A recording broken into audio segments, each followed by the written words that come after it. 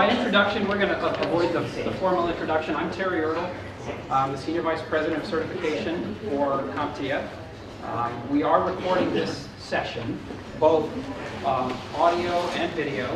So if you'd like to be on screen, get here in the middle. When you ask your question, I'll ask you to turn around. I really won't do that. But please turn your cell phones off. If you're Twittering from here, it's EMEA10, that hash that you should use for Twittering. I'm sure I will say some things that are absolutely scintillating, and you'll want to Twitter to the world as soon as you hear what I have to say. So I appreciate everybody joining us. We are recording for a couple of reasons. One is that I've been around the world 2 or 3 times in the last 2 months, and I've probably given this presentation 30 times because it's evolved a little bit, but it is our going forward strategy. It's a little bit different from last year. If you were here last year, we've made some changes, made some modifications with a lot of your input. So we appreciate that. But one of the reasons we're capturing is we're going to try to put this on our web so we can actually get this message out both to our own sales channels and to your channels and those areas where this makes sense and helps you build your business.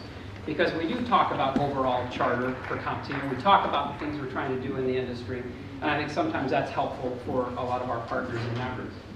So let's talk about what we're seeing. Generally, everything we do at CompTIA starts with understanding how the marketplace is operating, what the impacts are into it, and so I'm going to give you a few slides of observations we have. It's not pure science, but it is backed up by a lot of our own research. Tim Herbert in the back here is our VP of Research, gave a very in-depth analysis of some of the recent surveys in certification and security and others that we do. So this is built on a lot of our own observations, intermingling with IDC and Gartner and lots of other people whose research we respect.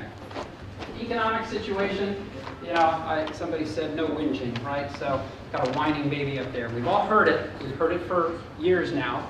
I will say, interestingly, in the last 3 or 4 months, every time I go outside of the United States, I hear about the past. I hear about the economic crisis in the past tense, which I find interesting. So, you know, many of you in Europe and in Asia and South Africa saw the economic crisis as a 2008-2009 event. I think we in the U.S. are seeing it through 2010. We may see another dip in 2011.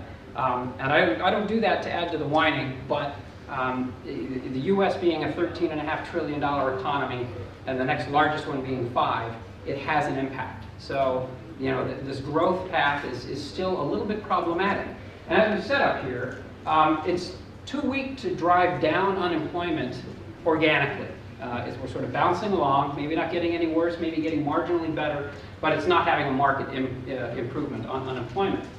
Talk about what that turns into. Growing willingness to make IT investments we're seeing, which is good. A number of studies are talking about at least perceptible growth in those budgets, 2 to 4%. Not bad. It's not the 8 or 10% a lot of us enjoyed 8, 10, 12 years ago in the IT space, but it is growing. Most of the IT needs are not changing. So we do these surveys every couple of years, and we are not seeing a market change in the top jobs that are being sought, the top technologies that are being implemented. There are trends that we'll talk about here in a minute. They haven't changed markedly in the last couple of years. Adding things like mobility, a few are kind of a nuance, and that's really what we're seeing there. The growth forecast, I said 2 to 4%. Interestingly, the job rate from a 20% increase in IT jobs over the next 10 years. Not huge, but perceptible, right?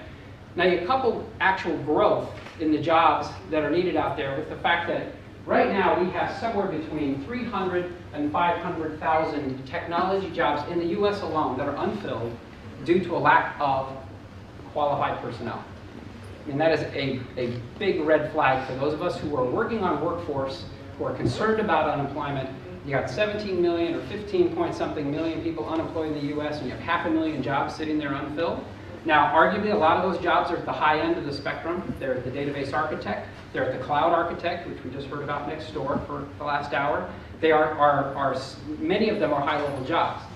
People can't ascend to those high-level jobs if we don't have people to backfill them at the PC technician, at the sysadmin, and those kind of levels. And so a big piece of what we are taking on as an industry association is workforce development. How do we move people through this career? And that's a result of some of the data that you see here. The top categories haven't changed much, same jobs that we've seen for years. And obviously, and as I said with the cloud presentation next door, the access to both IT, bandwidth, support services has become, the ubiquity of that access has increased markedly in the last 5 years. You just really don't go many places on the planet where you can't get access to the technology that you need to float a cloud service, to actually build a company, to start a company. And so we're back down to talent then. So, couple that with some very serious workforce challenges. We put all these up here.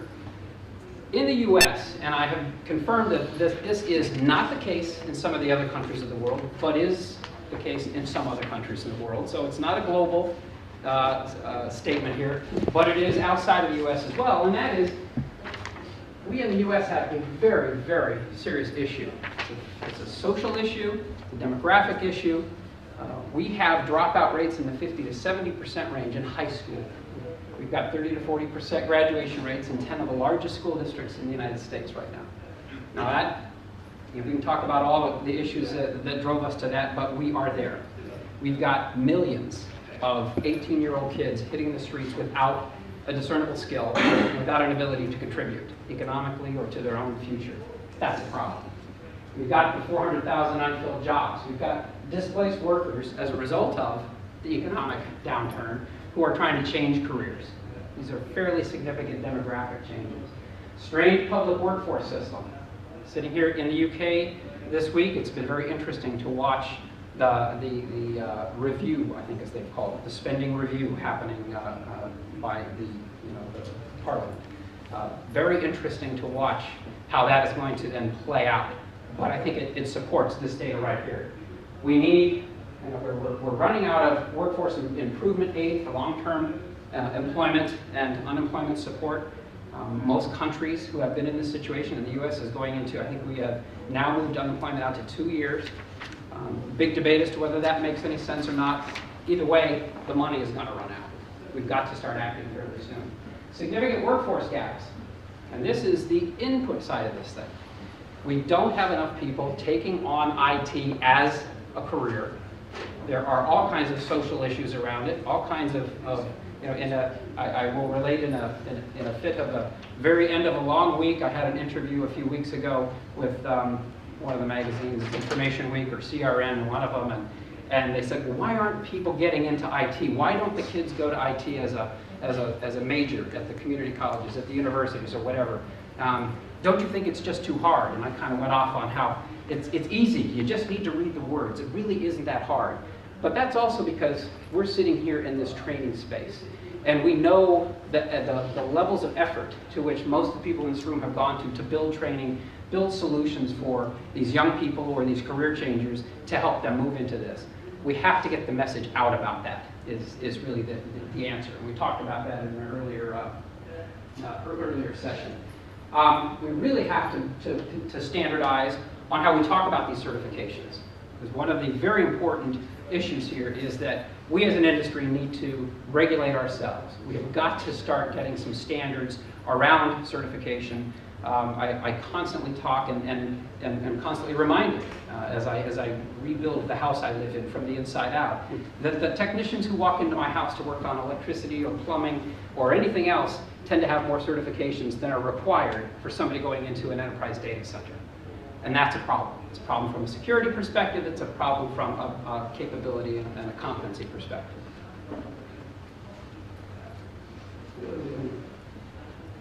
And I knew I was going to have to do this once. Let's go back one. Let's talk about the technology trends.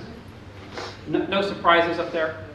Is there anything anybody sees that you're shocked with?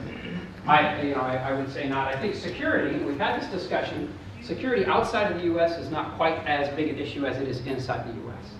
It is a major issue in the U.S. You only have to pick up the Wall Street Journal, only about 7 days a week, and you'll find something about security. A security breach, a security issue, a major security program is being turned on because of the issues that we see around it. So 7 out of 10 report security threats are on the rise. 34%, and these are CIOs and CTOs, believe internal security threats have increased. These are people inside. Interestingly, a lot of those threats are from untrained people, uncertified people. People who, as I had a former boss from years ago who said, smart people do dumb things when they're not trained. And so it's not a condemnation of the person, but boy, if we haven't spent the time training and certifying them, then there's a problem. Cloud, SaaS, don't need to say anything more. It is a major paradigm changer. Yes, we may be in the happy curve at the top of it. We may have a bounce down. I suggest that because we've been through SaaS and we've been through ASPs and we've been through all kinds of iterations that are variations on a theme with cloud, we are really into the deployment and to that adoption phase, which I think makes it real. And green IT, obviously, is a big one, constantly driving. Interestingly for us in the US, this is bigger outside of the US than it is inside the US. Gets great PR. It has great politically correct sort of panache in the US. When somebody wants to get somebody's attention, let's talk green IT. Get people to invest in it. I would rather go to Asia. I'd rather come to Europe. And I can get a lot of people investing in this kind of education and training. So it's going to be interesting to see the adoption. And health IT, we'll let this for last because this sometimes looks like it's a very US-centric issue. And it is. However, I believe there are similar kinds of efforts underway around the world with automating healthcare, records management, those kind of things. The US government has set aside something on the order of $80 billion to do this over the next several years. There is a number of small clinical practices, individual doctors who will actually get $40,000 to $45,000 per doctor to automate their practices. Do the numbers. You start multiplying that across thousands and thousands of doctors in the US, you have a massive opportunity. That opportunity also turns into a cloud opportunity and an opportunity to provide services globally to support basically a multi-trillion-dollar industry in the US over the next 5 years. So our response to it, and I'll go through some of our goals and then some of our strategies, and happy to take questions along the way if it helps. So our goals, unit sales. We're going to talk about this a lot, but I think you're all in this with us. We certify something on the order of 275, 300,000 people a year. We're going to try to bump that up next year rather dramatically. It's really not our driving goal. It just happens to be a number that we use to measure. The overarching association goals, and I've put some things in bold there, I think are important. And I think it's important for you to understand that this drives us as your industry association. And that is to increase that IT candidate pool. We take workforce development very seriously. This is a very primary component of our charter. It's why we exist in this space. And you'll see many of our goals as an association revolve around that. Building a more comprehensive entry to expert career pathway. All right? Let's not lose these people after they've gotten into the IT career, but give them a path that doesn't necessarily mean they have to choose a particular technology. So you'll see us in the vendor-neutral space continue to try, to build this full entry to expert path. Building multi-layered programs that promote the IT industry with government and industry organizations. Now this was to somebody's comment earlier that I think during the research session.